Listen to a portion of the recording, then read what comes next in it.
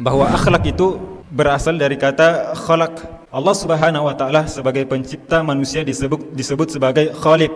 Begitu juga manusia atau hamba-hamba yang lainnya disebut sebagai makhluk, ya. Dan proses penciptaannya disebut sebagai khalaq.